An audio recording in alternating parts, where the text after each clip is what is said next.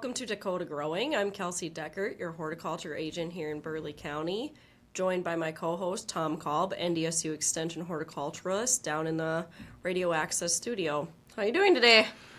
Everything's good, Kelsey. End of February. Weather is right. nice today. Wow, 50. Yeah. So can't beat that. No. And no snow. It's all back to the good old brown days It's of winter. melting. So it's just, looks like spring's coming. Can't stop it. I hope we don't experience what we had a little over a week ago. Oh, that That was long. killer. 38 below. Well, I don't know what the coldest was, but I think it was around 38. I have that today. We'll Okay. talk about that. I to can't. start. Oh, well, there you go. I can't wait to see that.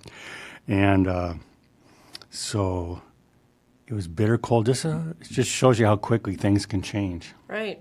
And it looks like, again, extended forecast does look like it's going to stay above average. So Okay, beautiful. We'll see what happens, huh? Let's keep it going. Well, even though it's feeling like spring, I'm going to talk today about how to keep your green thumb busy, especially during the winter, right? So that was an extremely long week, like I said. Here we go, February 18th, new record low for Bismarck, negative 39. I have just a screenshot of, I use the KFYR app there, and you can see the difference between last week and today. Pretty crazy. So that minus 39, that's the low of all time in Bismarck, or just for that day? Yeah, that was a new record For- low for the February, history. I believe in February. Oh, for February. Yes. Okay, yep, so usually we're in zone 4, so that means is it around minus 30 is a normal coldest temperature for the winter. So minus 39, we got a lot of frozen bugs out there, I'll tell you that. And then you added the wind chill. Like if you look over there on February 19th, I screenshotted that at 8:13. It says there negative 26 was the temperature, but it felt like negative 45 with that wind chill. It was chilly. Vehicles sounded rough, especially if you don't have something to plug in or protect. Yeah, and then like we just said, it's been melting. Even last night I was outside and, well, we got the great flood of the year going on through our barn. Is that right? We always get yeah? a spot that, depending on how much snow it is and backs up in the barn, it just melts right through. So we're flooding right now. Oh, wow. But that's okay. I'll take it. I'll take it over that bitter cold. That was a long week, it felt like. And I just kept saying, okay, 4 more days of this. Yeah. 3 more days of this. We're almost there. So, but like you said, a lot of dead bugs, right? You got it. It's our best insecticide. That's right. All right, well, we'll jump right into it. So, like I said, I want to talk about today just, again, maybe we're having a little bit of false spring. There might be some colder temperatures. We're not through winter yet, but what can you do if you're not getting outside right now? How can you keep your green thumb busy? Okay.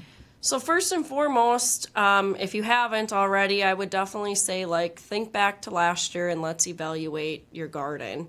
So what crops in the garden did really well? What were your struggles? What did you like about your garden? What would you do different? And what is something new that you would want to try? So I think that's a good start, just again, if you do keep records and stuff, obviously it's easy to reflect back on those, but even just thinking about last year, what do you think about your garden? Well, for me, I'll talk about my job, which garden is my life. That's right. So my goal this year is I just gotta keep my nose to the grindstone and just keep moving hard so that I just kind of want to try to stay ahead of schedule. Right. Because sometimes you just oh my God, spring's coming. Oh, I got to get this job done. Oh, so you panic at the end. So I'm really trying to emphasize this winter, making every day count. And so I can kind of stay ahead as much as I can so that I can, help as many gardeners as I can, through our research projects and such. So that's my goal. That's what I've been focused on. Well, that's good. There you That's go. really good. Like I said, my garden didn't do well last year with too many weeds, so I got to stay on top of that this year. Got to get the flower beds probably sprayed before planting, and then also I kind of have an area where I've put up a flagpole, and so behind that I want to plant some perennials. Then just don't worry about that area at all, and it's less mowing for me too in the yard. So. Yeah, it's Okay, about we'll planning see. that. That's right. These are like New Year's resolutions. That's right. So That's stay right. tuned. We'll come back in come about back 2 months and see how it was. That's right. So, of course, you can start planning now. You know, a lot of people already received those seed catalogs. You talked last month about the variety trials that did well, and so I put up the website for people who want to participate, want to get some plants to research See, you're for pushing you. me already, man. I know. It's only February. Oh, End of February. pressure. End of February. So, Okay. okay, you can start planning, start looking at seeds, start looking at different varieties you want to include. One thing that's really good this time of year, too, is you can focus more on your indoor gardening. So, why would you want to do that? One, you know, you can improve your air quality. It's been proven that indoor plants are going to reduce your stress. They're going to add some beauty in the house. They can give you that sense of purpose, especially on those long days. Like, you feel like, hey, maybe you've cleaned the house enough, and so what else could you do instead of lounging around? Care to those plants, right? My house is never clean. Okay, well, Never have this problem. you don't need to add this chore I then. don't think so.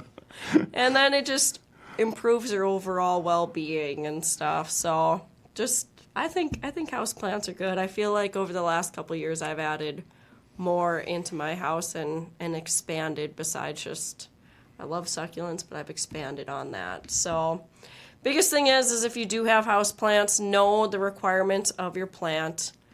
Overwater is the #1 killer of houseplants, so don't overwater. And then I just went ahead and listed some very popular plants. I know we have talked about some of these in previous episodes, but those are some popular houseplants that you can do well and be successful with. Any of those got a favorite there? Among those, the snake tongue one, Yeah, you know, because it's easy to grow. it's compact. Yeah, and kind of I like that variegated leaf there, different colors, and yeah, just I haven't grown African violets for a long time. It's kind of maybe someday I'll get back to that. But actually, I have to. Okay, I don't want. I kind of more and more like silk plants. I gotta say. Silk plants. Is that what you have in your house? Is silk house plants? We got some nice silk plants, you The know. Christmas tree? I got my Christmas tree up still. And what else? No, we've got a lot of orchids and a few. My wife told me stop buying succulents. I like to give her like a Valentine's Day succulent. You're just like a little plant. Yeah. Be like you give her a bouquet of flowers, and okay, that's nice for like 2 weeks. 2 weeks at best. So I go, I want to give you a little plant that, we can always remember how much I love you, la, la, la, la, la. And she says, okay, I'm sick and tired of succulents. That's enough of those plants. So there you go. So you got quite a few of those at home. Got those and got a couple of those snake tongue plants. Got a couple of those. And I don't know. That's enough. Did you mention you had a Christmas cactus? Yeah, we right? got a couple Christmas. It's still, her Christmas cactus is still blooming. Oh, wow. Yeah, it's still going. It's it's got like What's about. the magic going on there? I don't know. It must be it's got a west-facing window, and it just keeps blooming. It hasn't stopped. It has not stopped. It hasn't stopped since Thanksgiving. It has Wow. not stopped. So You should be counting the days. That might be a record or something. I'm just not going to do anything about it. Just Let it if be. it ain't broke, don't fix it. That's right. But I'm really surprised. It's got like about a dozen blooms on it right now. And what color? It's like an fuchsia to reddish Yep. type. Yeah, Very bright. yeah, I like it. Very cool. Well, you mentioned succulents, so like I said, I do There you too. I go. have quite a few succulents at my place. Here you go. If you don't want those extra chores or a lot of attention, succulents are the way to go. Easy to care for. If you got younger children, create some different fairy gardens or themed gardens. I would recommend getting succulent or cacti soil for them. It's just going to be a lot easier than taking like a potting mix and mixing sand in there. And then these guys don't require any fertilizer during the winter either, so you can just enjoy them and just water them very lightly and watch them continue to progress. So I Yeah. think they're a good option for houses. Very good for low maintenance Yeah, kind of people. if you want to ignore close to the silk plants, but not Exactly. quite.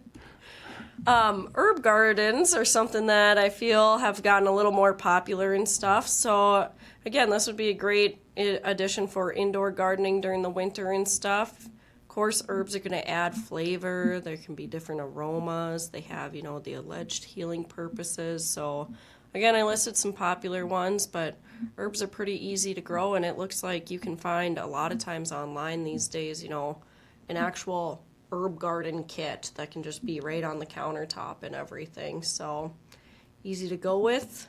Also, you got kids, you could do like a terrarium. Those are pretty easy and inexpensive to create. You want to choose plants that are going to tolerate high humidity and have slower growth rates. I think I shared one time too, when I was in high school, we did in our horticulture class a terrarium and did it with a fishbowl. And my Right. mom had it for several years in her office. I gave it to her, and finally it completely just outgrew the fish bowl. So instead of, repotting it, she just got rid of it. But yeah, they're pretty cool. They're fun to do too. And then you can add that layer of plastic on them to create their own little greenhouse effect in there. But ever do one of those? Oh, yeah, probably once.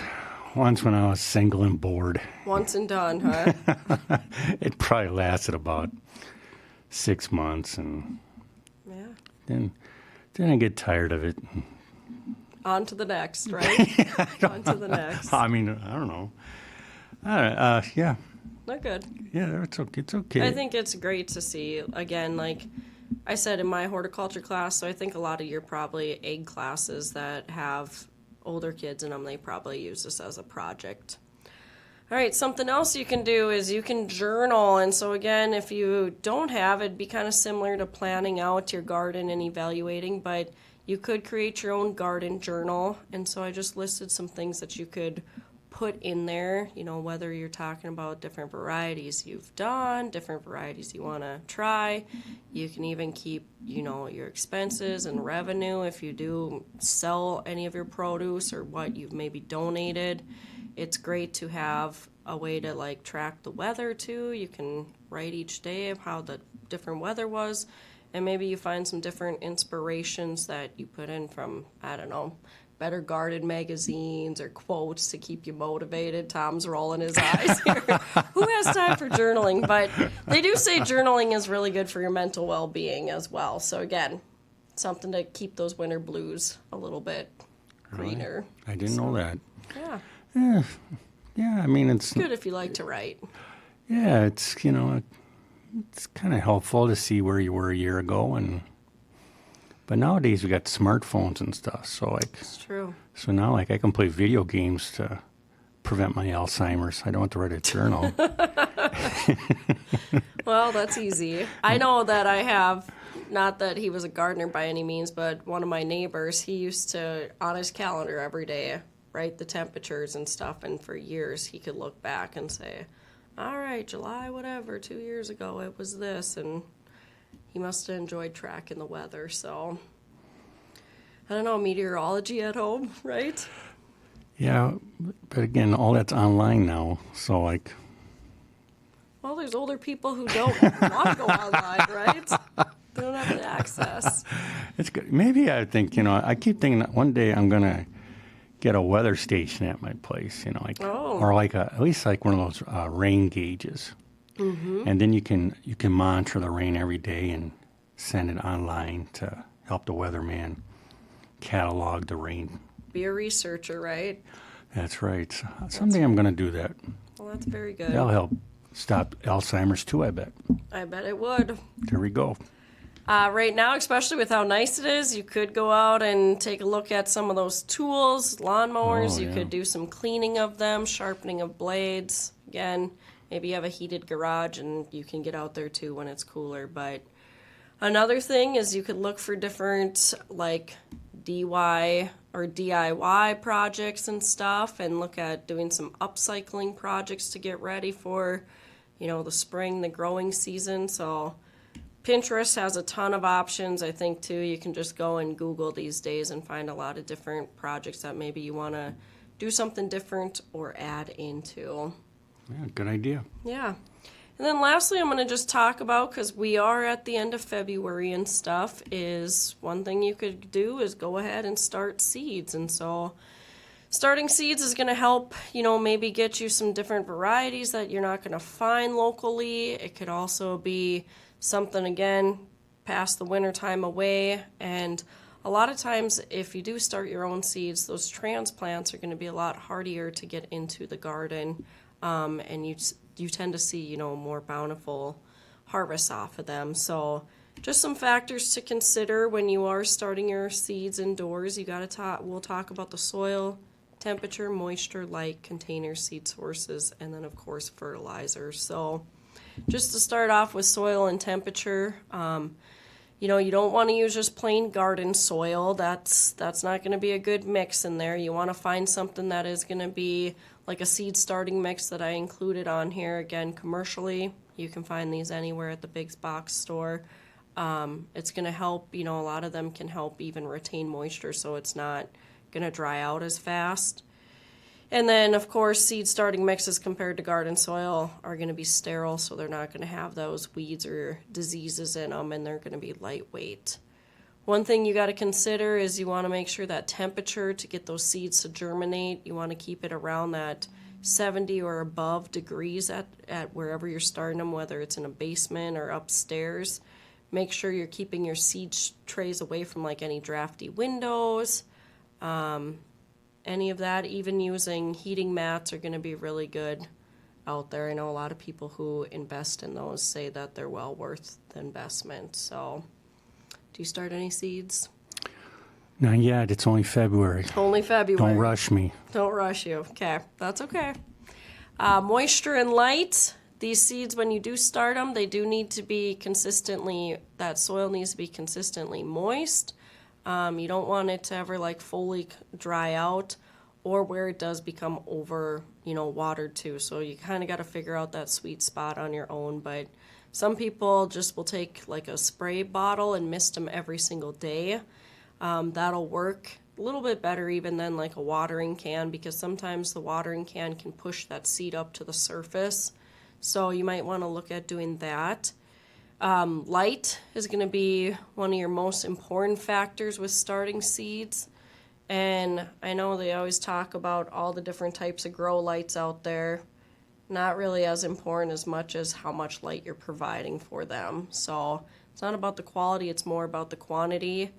And I would just say, kind of like us, we probably rest for about 8 hours a night, especially if we're lucky, a lot of us. But just like that, plants are going to have that little rest period, but they're going to need at least 12 to 16 hours of light per day. And then you want to make sure that you're keeping that light when you're starting, probably anywhere from 2 to 4 inches above it. But you don't want to get too far above, or you're going to get some really spindly, leggy plants. That's right. Got to give them lots of light. It's all about the quantity of light, and the lower the light is to the plant, the more the quantity is there. Yeah. So. And the heat it'll provide, so that's good to know. Containers and seed sources, there's a ton of different containers out there. Of course, like in this picture, you can find these single cell containers. Plastic is great. It's going to have the advantage of being reusable compared to some of the biodegradable containers. I've seen people use egg cartons. One thing that's probably very easily accessible for people today is the restaurant to-go containers are really good. Or even if you get Like the donut hole containers, those are good because then you have that lid as well and can kind of get that greenhouse effect. I know Don Kinsler just talked about using those, and he really enjoys using those compared to some of the single cell containers out there. So, you ever use one of those? What, a donut hole container? Yeah, or like the restaurant to go containers. Have you ever seen those where they're black and then they get the plastic lid that just folds over, and they usually have a hole, like holes on 4 sides of them, just a little bit of holes? No? Never. Well, now you can go take a look at those. So if you do, then you can reuse these year to year, but you just want to make sure to sterilize them in between uses. As far as seed sources, again, make sure you're using reliable seed sources. If you had seed from a year ago, you could use that, but you don't want to start pushing over a year ago because the older the seed is, the less viable it's going to be. And then lastly, I guess I got 2 more points here, but fertilizer. I know, Tom, you've always talked about that a seed is full of food, and it's got enough food to get to those first 2 true leaves that it gets on it. And then we got to look at having like a fertilizer out there. Any recommendations on what to go ahead and use on that? Well, usually a soluble fertilizer, like a blue powder that you mix up, and then usually people use a balanced fertilizer, like 20-20-20 in the beginning. You got to make sure it at least has some of that second number, the phosphorus, because that's important for root development. And so, like later on, a lot of fertilizers start lacking the second number, the phosphorus, because that's not so important later on. But in the beginning, I got to make sure I got at least 10% phosphorus in that fertilizer. Yeah, and then just monitor your plants. So if they look a little there hungry, you go. That's what it's all about. Make sure you're looking at the coloring of that. And then finally, an important factor to do is harden your plants off before putting them directly into the garden. So what you'd want to do is you gradually want to get them accustomed to that outdoor environment. I know a lot of people will use fans when they're starting seeds too to kind of mimic wind and get them used to that. But what I would say is about 2 weeks before you think you're going to get into the garden, take them out for a few hours each day, kind of in a shaded area in the afternoon where they are protected from, our strong North Dakota winds, and then bring them back inside each night and just kind of do that where you can extend their time each day. And after that 2 weeks, you'll be good to get them into the garden. Yep. Actually, it's nice to have a little bit of breeze on your plants, on your seedlings. It makes the seedlings sturdier or stockier.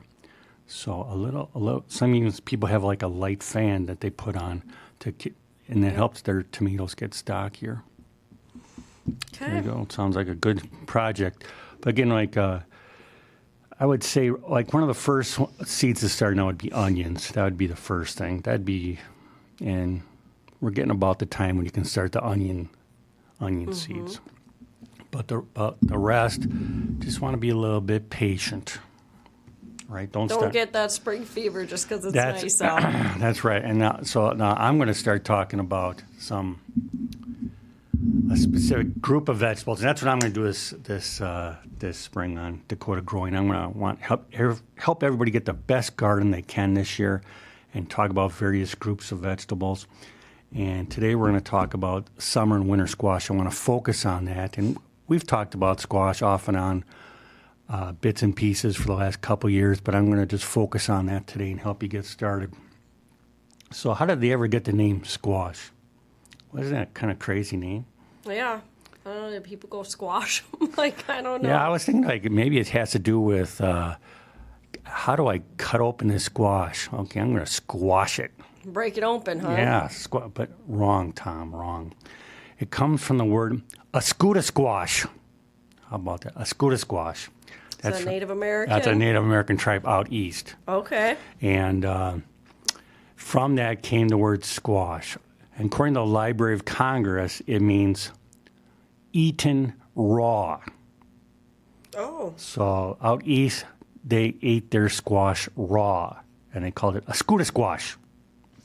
Oof. I don't about know that? that I would eat a lot of squash raw, but Yeah, personally, that means if it means eating raw, that means I grow unsquash because I always cook mine. So right. today we're going to talk about unsquash. And, we'll talk about, I'm going to focus on North Dakota here too. So, let's talk about North Dakota and like our most famous gardener, Buffalo Bird Woman. You can see her here. She's cultivating squash. Squash is one of the four sisters in the North Dakota garden. And along with the maize and the beans and the sunflowers, they grew them all together in their garden. And those crops complemented each other in the garden. And they also complemented each other in the diet. And the squash, you can see the makeshift fence there also being used on the edge there. So what did the squash add to the family? And what the squash added was, first of all, it crawled along the ground and helped smother out weeds. But also squash was often planted on the edges of the planting because of the spiny vines would help keep wildlife out and any mischievous neighbors. So that's what squash is good for. And what they would do is they would harvest the squash and they would slice it and put it on sticks of willow, and then they would dry it, and then they would enjoy it all winter long. And in North Dakota, our Native Americans grew unsquash because they would boil it when they ate it. Okay. I was going to say, that'd be like jerky or something. Listen, I don't know what happened to that tribe out east. You know what? I think their chief was afraid of fire, so he banned fire. Okay. That's my guess. Or I don't know what the heck. Or maybe they're just too sheltered and nobody ever found out about fire yet. Wow. I don't know. Just doesn't make sense. No. But whatever. And of course, the Library of Congress must be right, so it must have been eaten raw. Okay. Again, I'm going to focus a lot on North Dakota today. That's what we're all about. And if you want to grow a type of squash that our Native Americans here in North Dakota grew, Lakota is a good one. And you can find this at heirloom seed catalogs. And it's a beautiful winter squash there. Another squash that's very famous for our state is the buttercup squash. And the North Dakota Ag College introduced this to the world in 1930. And this is enjoyed all across the world for its high quality flesh. But we in North Dakota started the buttercup squash. How about that? Pretty cool. Now, there's two types of squash, summer squash and winter squash. What's the difference? Okay. On the left column there, the summer squash. Summer squash has a thin and soft skin, and we pick it when it's immature. Okay, we don't want it to get seedy, so we pick it when it's young, and it has a short storage life. So if we pick it young, it has a short life, obviously we eat it in summer. No wonder we call it summer squash. Winter squash has a thick, hard skin, and we wait to pick it until it's mature, and that's late in the fall, and it has a long storage life. So that's a squash that we eat in winter. No wonder we call that winter squash. Yeah. So let's talk about some of the squashes so I can inspire you to put some in your garden this year, Kelsey. But you can put it around your flagpole too there, Yeah. It'll keep the predators away there. Acorn squash, that's a popular squash. And the reason why this is popular is because it ripens early compared to other winter squashes, and it's ready to eat right away. You don't have to cure it for months, and it's good roasted. One squash that's gaining in popularity now is delicata squash. Delicata squash. And this is sometimes called sweet potato squash. And this may be the sweetest of all the squashes, okay? And so people ask me, what's the best way to grow sweet potatoes? And I say, forget about it. Just grow sweet potato squash. It's much easier. And bush delicata it has a very short vine, ripens early, it resists powdery mildew. Bush delicata is a great squash to grow in your garden this year.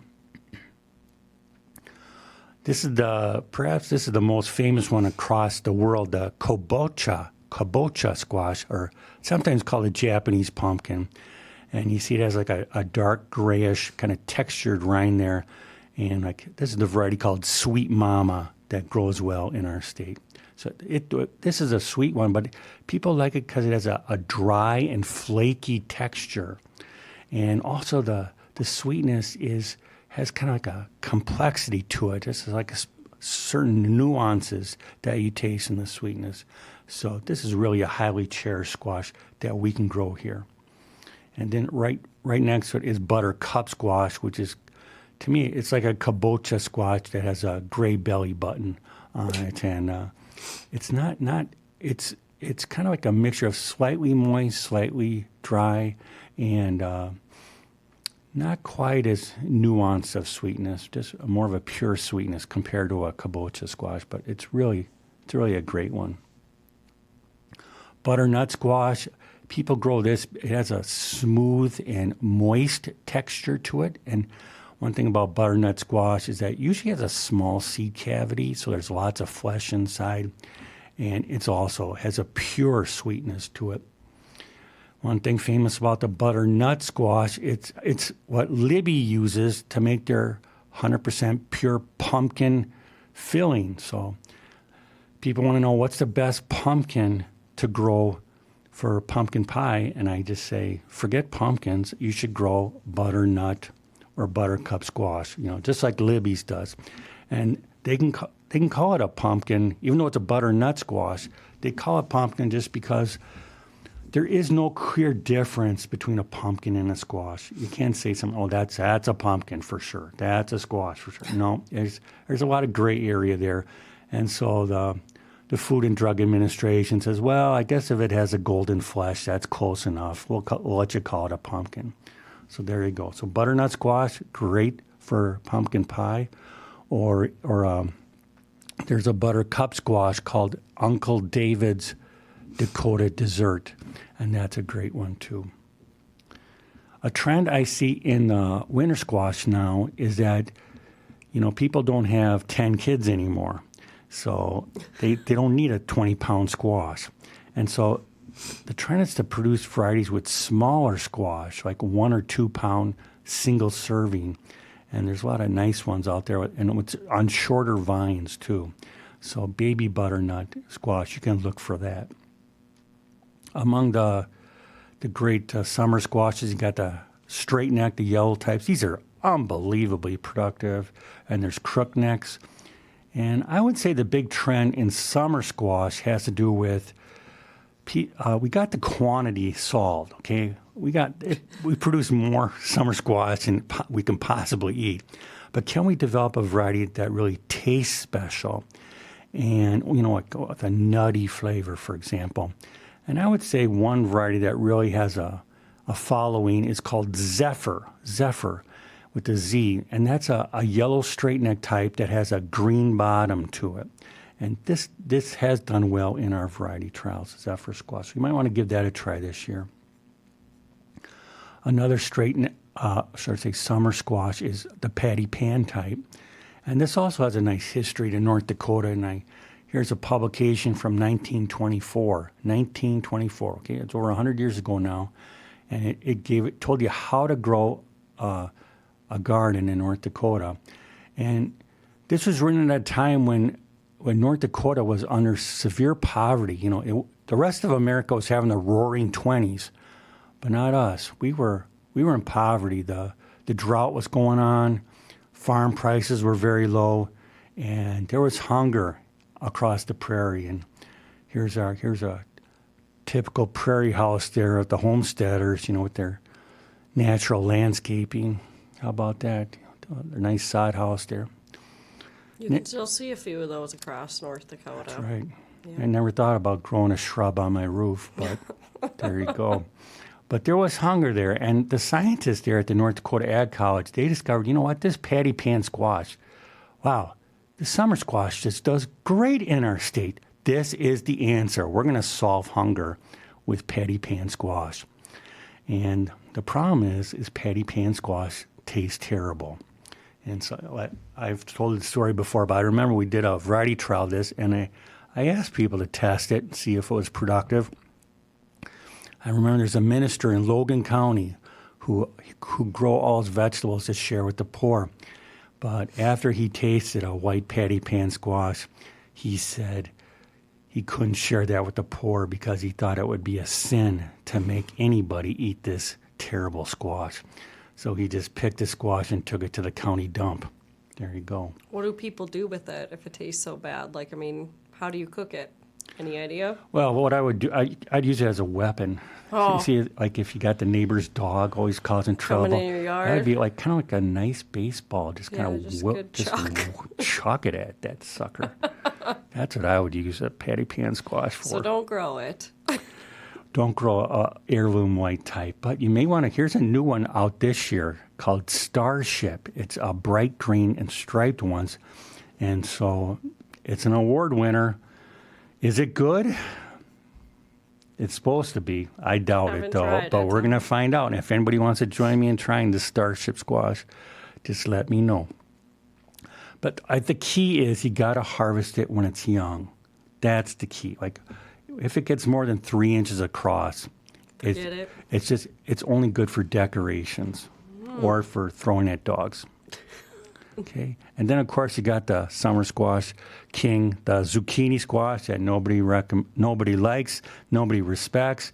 They pick it and throw it on the side of the street, hoping somebody will pick it up. Or they abandon it at park benches.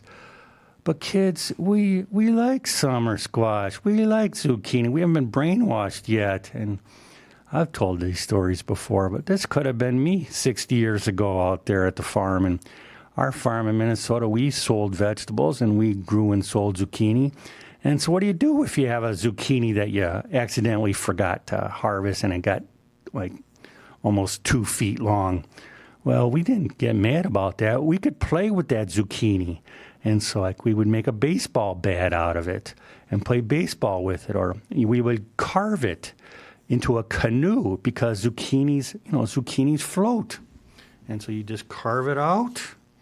And each one of my brothers and sisters, we'd have our own zucchini boat. You can put a mast on it, walk down to the lake on the dock, and then we would just have war games I try to destroy my brother's, boat with rocks and dirt balls. So those were simpler days, Kelsey. No racing? Yes. Or you could have racing Yeah, down I'm the in there. Red River, Cannonball River. You could have a zucchini race there, And so we could play with it. Those are simple days with no video games, no computers, just bare feet and playing outside all the time. And then of course you've heard the story, the legend of Montana Maggie, a true story, when there was a bear who came to Maggie's garden one day. Maggie's dog saw it. Maggie's dog started barking like nuts, like bark, bark, bark, bark, bark. And then the bear got so mad. And then Maggie hears all that commotion outside, and she goes, "What's going on out here?" And then she sees the bear in her garden, and she's a tough pioneer girl. She goes, "Bear, you get the heck out of my garden. You get out of here, bear." Then the bear got really mad, come charging at Maggie. And Maggie scoots across her deck, trying to get into the kitchen, and she got the bears chasing after her. And Maggie got the door about halfway closed, but that bear's face is right there. They're face to face. She can feel that warm breath of the bear right against her face. And she's just reaching across the counter. What can I do? What can I hit this bear with? And she nails that bear with a zucchini, and that zucchini saved her life. So, nobody respects zucchini, but I highly recommend it.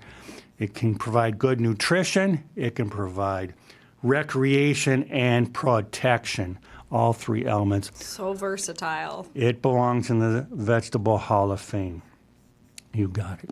So those are the types of summer squash you can grow. I hope you're inspired to grow some. I really encourage you to explore and try to grow some of them this year. So I'll give you a quick wrap up of how to grow the seed. Look for varieties that mature in 100 days or less. We want it to be early so it makes it before the frost. I want a variety that's flavorful. I want a disease-resistant variety, and I'm especially worried about powdery mildew. I do not grow varieties that do not naturally resist powdery mildew because I don't want to have to be spraying them. And I want a productive variety that grows well in North Dakota. And when I go looking at seeds, I do not go to the garden center. if you're a real serious gardener, and which you are since you're watching Dakota growing, and why would you limit yourself to, like, a garden center may have like 5 packets, different types of squash, and these are like often are old varieties, 50 years old, very few hybrids, very unlikely to resist diseases. We can do so much better. You know, just like that Eastern tribe. If only I was out there to teach you, you don't have to uncook your squash. I could show you so much better if I can open your eyes. So I would say open your eyes and look at these different seed catalogs that are available. And I want to talk to you about a couple varieties that I recommend. Is that working? Mm-hmm. Okay, we'll just move ahead, I guess. Here, got maybe a little technical difficulty here, but I'm going to keep moving on here, and I recommend you get the Johnny's seed catalog. There's so many seed catalogs out there, but if I could tell you just get the one from Johnny's Selected Seeds, and it's a company that's famous for their squash breeding and just famous for their breeding program in general. Here's their squash lineup, and actually, instead of offering like 5 varieties at a garden center, Johnny's alone offers 82 different types of squashes. Holy smokes! Yeah, so there's so much out there for you. And what I really like Johnny's, if you look at the lower right-hand corner, is that they have information that can help you grow your squash. So it'll tell you about here's how to transplant it, here's how to sow it, here's the insects to worry about, here's the diseases. So this is great quality information that can be very useful. Then we're moving on to the Prairie Road Organic Seed Company, and that's another one I want to feature because this is a seed company based here in North Dakota, and they have varieties that even they've bred to thrive in North Dakota. And one of their famous ones is that Uncle David's Dakota Dessert Buttercup Squash. That's definitely one to grow in your garden. And we'll be testing a lot of these varieties this year. I think we got about 18 different squash varieties we're testing in our North Dakota Home Garden Variety Trials. And you can see their website there, NDSU. That's ndsu.ag/home garden trials. Or you can just Google it, our North Dakota Home Garden Variety Trials. And there also you can see the listing of our varieties that we recommend and where you can buy the seeds. Quickly, as far as some basics for sowing squash, and I'm going to focus more on things we do in the springtime for the squash, because as the year goes on, we'll talk more about what to do in summer and fall with squash. But as far as sowing, don't be too early. Squash seedlings cannot tolerate frost, and we usually keep getting frost here till mid-May, so I would not sow the seeds outdoors at least until mid-May and more like late May because squash likes warm soil. And a general recommendation for summer squash is I'll put the seeds about 6 inches apart and thin the plants to about 18 to 24 inches. In the winter squash, I'll put the seeds about 6 to 12 inches apart, and then I'll thin them a little bit so they stand more apart. Those plants about 18 to 36 inches. There's different winter squashes. Some have short vines, so I can thin that to 18 inches apart. But some have really long vines and big fruits. There, I want to plant about one plant every 3 feet. And we can use transplants. There we want to, and here again I'm talking to you, Kelsey, as far as this goes, especially for squash, is that we don't want to start them before early May. Squash really struggles as a transplant, and if you start it too early, it'll be very leggy. So I'm gonna set the plants out in late May. So 3 weeks before that is when I'm going to sow the seeds. That's early May, and I'm going to put them in big pots, like a peat pot or a 2-inch wide plastic cell. I'll put 2 seeds per cell, and then I'll thin to the strongest one. So you talked about seed starting, so I'll move this ahead quickly here. You talked about let me just say here, the seed starter mix, and We want it to be a little bit warm, like in the 70s in the beginning. Give it lots of light and don't overwater. So these are tomato transplants that I got in cells. And again, I just want to feature the importance of getting those lights close to the plants. Don't burn the plants, but get those lights so they get lots of light. And here are some plants that are just not, these are plants that aren't going to make it. They're just not getting enough light, and they're stretching for light, and these guys are going to flop over and die. So this is just, you just got to learn from mistakes. And again, the quantity of light is so critical. As far as, here's some peat pots that the plants are growing in. And the way I'm showing here is that here they put 2 plants. These aren't squashes either. These kind of look like beans to me. No, I don't know. Maybe they're beans. But you got 2 seeds growing in a cell or a pot here. And so you want to thin it to 1. So the way you thin seedlings is you don't just pull it out, because when you pull it out, you disturb the soil and you can disturb the roots of the other plant that you keep. So what you do, you just use a scissors and you clip below those cotyledons, those false leaves, and then it won't resprout again. And then you haven't disturbed the soil. You haven't caused havoc to the remaining plant. Okay? So do that. That's the way you thin a seedling. Powdery mildew is the biggest threat we have for squash. So what do we do? I tell you what I do. I just plant varieties that don't get powdery mildew. So easy. So Simple enough. use a modern hybrid. Forget about those heirlooms. Those heirlooms are, there's a reason why they're heirlooms. Okay? And your watering makes a difference as well. So again, this goes back to my days as one of my first jobs as a trained assassin hired by a sunflower research company. They trained me to kill as many plants as possible. And I was a murderer. I was sunflowers. They feared me. When I walked by, they turned their heads and in fear. They were trembling. I could see those leaves trembling. And how did I try to kill them? The key to kill them, to get disease on plants, is to water them at night. And then the leaves get wet, and then I spread the disease, and whew, so many died. So the reason why I describe that is don't do that. Okay, we want our plants to live. So avoid overhead irrigation. You want to irrigate in the morning so the leaves dry, and water deeply, not frequently. Okay, just a few quick questions that I often get as far as squash. Like, can I grow? There's 3 major types of squash.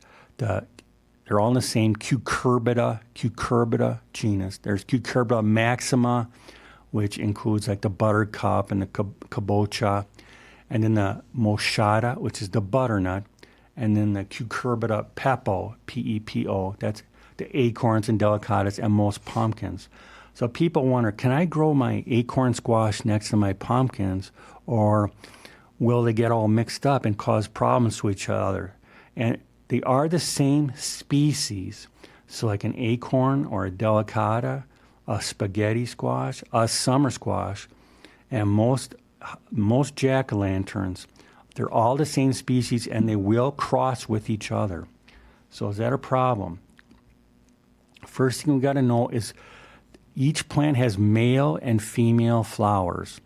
So the males don't have a baby fruit attached. Okay, men don't have babies. That's just the way life is for everything in nature. Females have the babies. And so here's our female squash with a female flower with the squash attached. So now that we got that all figured out, let's say I got my acorn squash and I got my jack-o'-lantern is my female. So my row of jack-o'-lanterns, all they can produce is jack-o'-lanterns because that is maternal tissue. That's part of the female flower. Okay, the fruit is part of the female flower. So if a bee takes the acorn pollen and moves it over to the jack-o'-lantern female, it will get pollinated and it will set seed. But since it's a jack-o'-lantern's the female, so it's maternal tissue.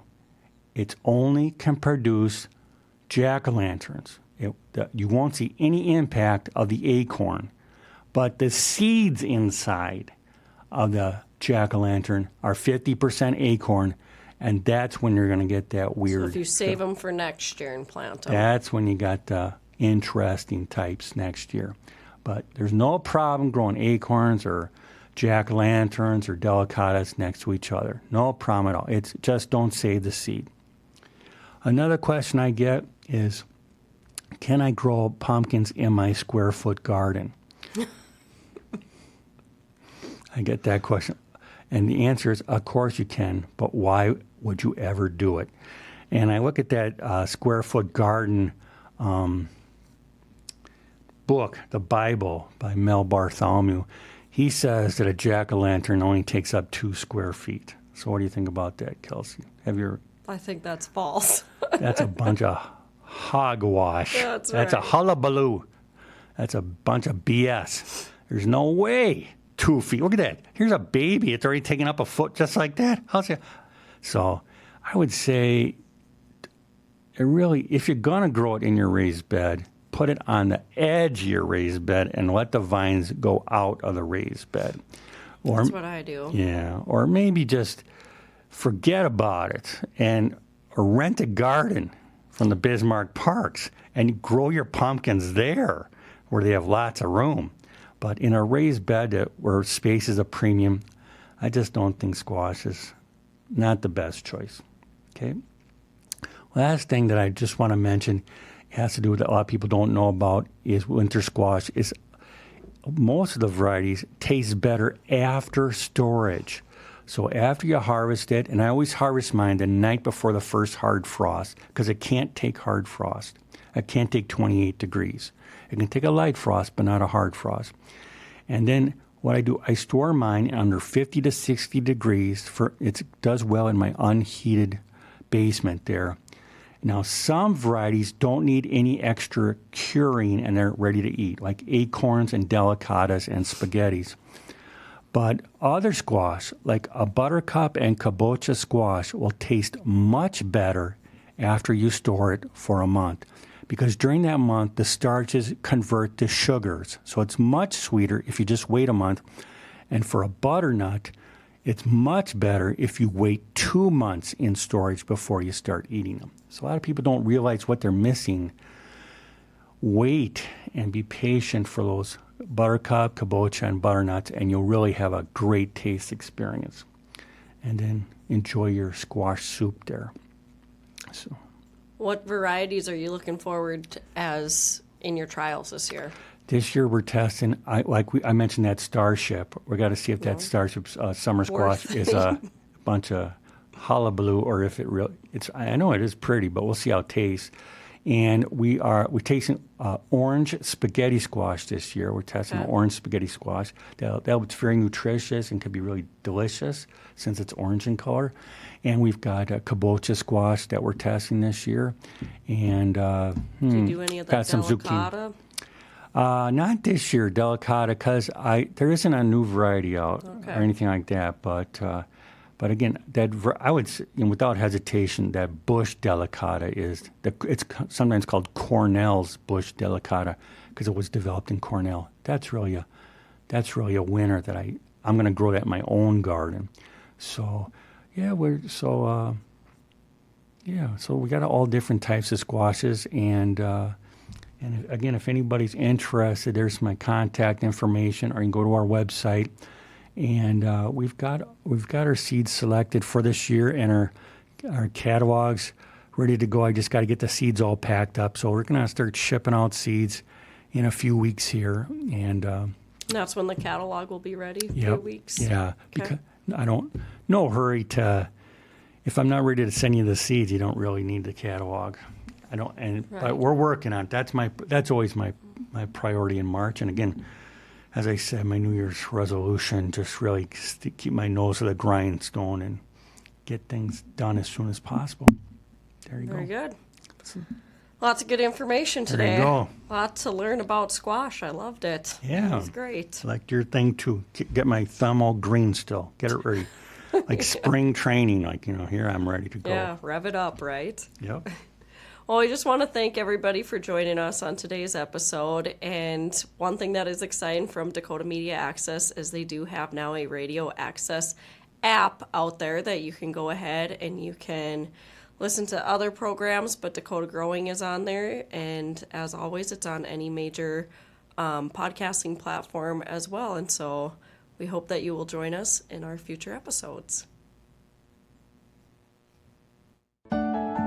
Dakota Growing is a gardening show brought to you by Dakota Media Access and NDSU Extension.